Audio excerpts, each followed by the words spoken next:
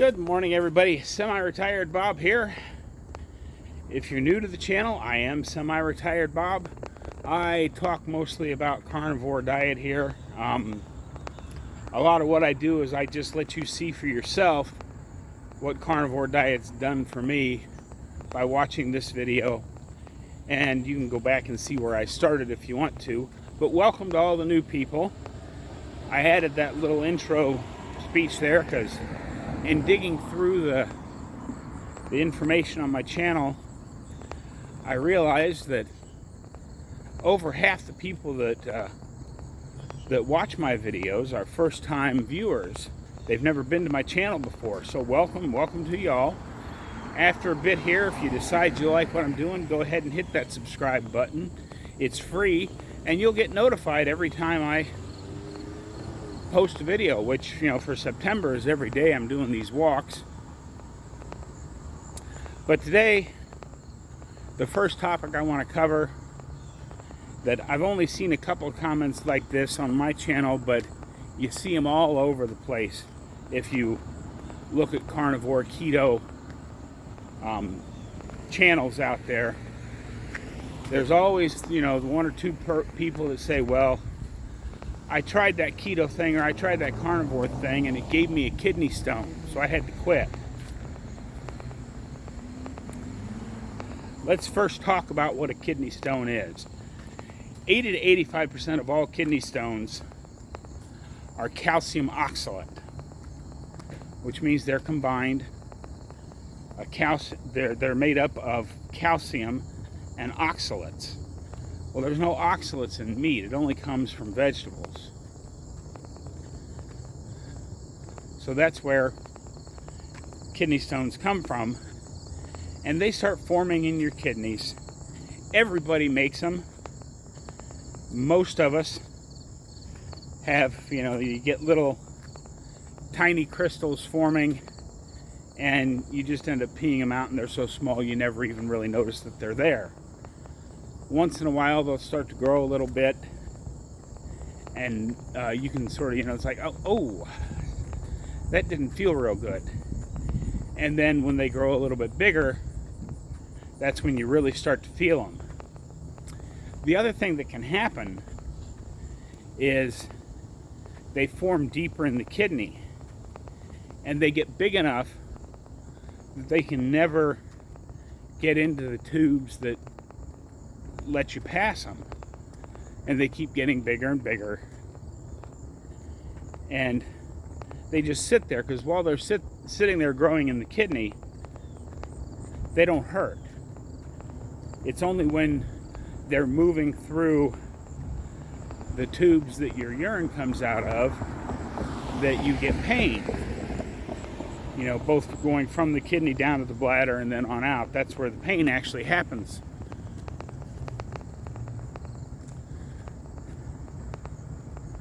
What happens normally on a keto or carnivore style diet, which have actually, we can just use my markers, both my liver markers and my kidney markers got significantly better. In my labs this last time, everything in that, on liver and kidney were at low normal. So it's not this diet, but what happens is the kidney stones that have been sitting there in your kidneys for so long, the diet, because your kidney is healing, those stones slowly start to shrink. And as they shrink, they get small enough that now they can be moved on, and you get the pain. And believe me, I've had kidney stones because I have suffered from gout for 40 plus years. That's the other thing I forgot to mention. 7 to 10% of kidney stones are actually uric acid stones, and people with gout get those. But so it's not actually the diet that's causing the kidney stones. The diet is actually healing your body and making the kidney stones get small enough that they can be gotten rid of. But it's, everybody does associative, they like to associate what, what they're currently doing, what they changed as the cause of anything that happens to them. And just remember, guys, the carnivore diet doesn't make us bulletproof. We're still probably going to die of the same things everybody else dies of. Eventually, a heart attack or a stroke, heart disease, or cancer, or some other thing is going to get us. I mean, it doesn't make us bulletproof, but it does let us live our best life for whatever time we have left. And nobody really knows that. So, I mean, don't blame your newly started carnivore or ketogenic diet on any medical problems you might be having, but specifically kidney stones. It's like, basically my entire life I've tried to point out to people how absurd observational studies are by saying, well, most of these people that died of cancer this year drank milk as babies. So obviously, it's drinking milk that causes cancer. That's absurd, and that's how absurd observational studies are. There's no real science behind it. Any observation that you make is purely subject to the person doing the observing and any biases they might have.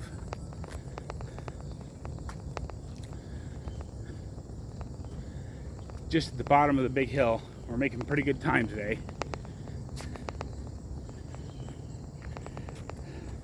Next little thing I want to address is I did have a comment. Now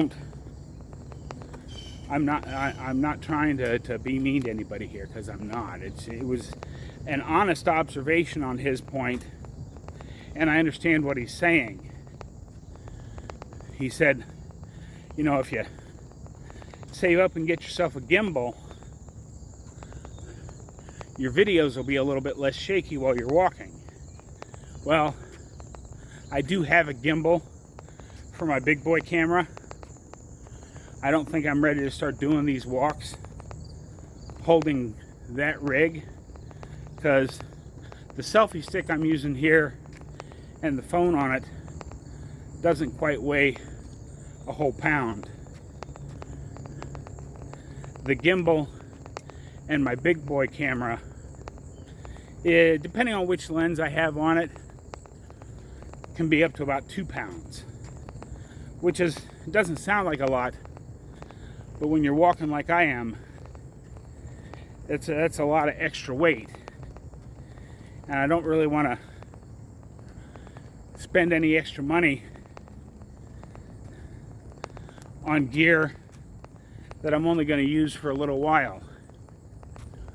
And the other reason, because I use Premiere Pro to do a little light editing on my videos, and I could use their warp stabilizers to smooth this video footage out, but several of you have commented, especially there's a physical therapist that comments quite a bit.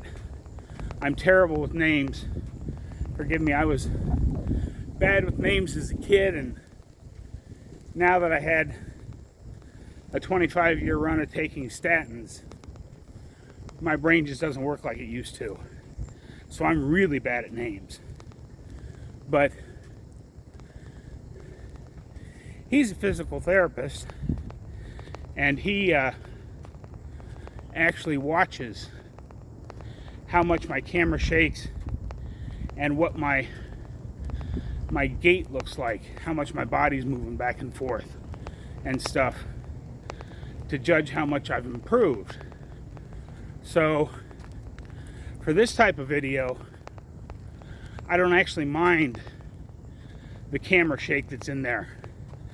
Now, if I was trying to make, you know, a professional walking video to be sold somewhere, or, you know, a fancy Peter McKinnon style or Casey Neistat style vlog with big, smooth, slick footage that really draws the viewer in, then yeah, I'd get a gimbal for my phone. But that's not exactly what I'm doing here. But thanks for the comment. I do understand exactly what you're looking at with the shaky footage. And as a longtime video editor, I have to agree with you that for most circumstances, adding a gimbal to this phone would make a lot of sense. But for the type of video I'm making here, it just doesn't make any sense, because a lot of people are getting, like I said, there's a lot of people getting enjoyment out of watching how well I walk. And the camera shake helps show that. Sorry, I'm running a little bit out of breath here, but I didn't stop coming up the hill today. And about right here is where I stopped yesterday to grab a breath. So we've had a little improvement again.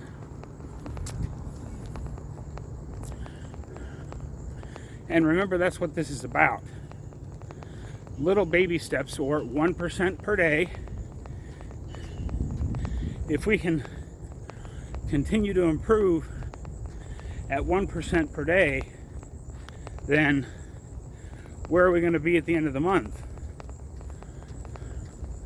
Where are we going to be at the end of a year of trying to do 1% per day? Now, many of us, like myself, are a little bit older. And, you know, as I talked about a little bit yesterday, my mouth's getting dry. I may have to get a little utility belt to start carrying a bottle of water with me on these walks. But talked a little bit yesterday, you know, Bronson Dant, Coach Bronson. I don't think any of us are going for that kind of a physique. You might be, and if you are, I highly suggest you go follow him, because he's got a lot of great ideas for bulking up. But his ideas can also be transferred into a lighter exercise for us, shall we say, more wizened crowd. Then it's you know, it can all be adapted to that. I'm going to cross the street here and head up that hill. See if I can't at least make it to where I got to yesterday. I might try to go all the way to the stop sign, but as you may have noticed, I have not stopped to take a break. And part of me sweating is that there's a storm coming in, and it's a little on the humid side today, but I think I'm actually walking fast enough that I've managed to work up some good sweat here too. So we shall see. Ouch. Okay. That hurt just a little bit. I set my foot down wrong, and my knee, my left knee, which is the worst one, pops on occasion if I'm not careful with how I set my feet down.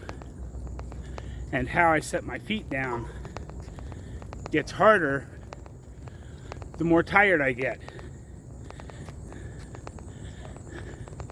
And this lady here has a beautiful dog on her front porch. I don't know enough about dogs to tell you what kind of dog it is, but it is pretty. Okay, I'm not quite at the stop sign. You can see it right there behind me, I think, maybe. There it is. But I am a whole nother driveway up. Good morning. From where I stopped yesterday. So now I'm going to head back down the hill and call it a day here pretty quick. One other thing I want to ask you about. You will have noticed when you saw this video pop up on your feed, or you got notification, that I changed the thumbnail a little bit. Just let me know down in the comments if you like the new style of thumbnail better or the old style of thumbnail better. I'm trying to make the channel better, because the better the channel is, the more people get this message. The more people get this message, the quicker we can turn the health of the world around. So let me know what you think. And one of the things I was going to say at the start,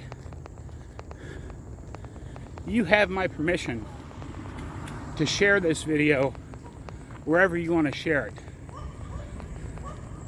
You can help me get the message out about all the bad things that bad foods do to us. So share this with whoever you like. You know, share it on your social media. Heck, you can even email a link to your friends, as Dr. Barry would say. You have my complete permission to share this.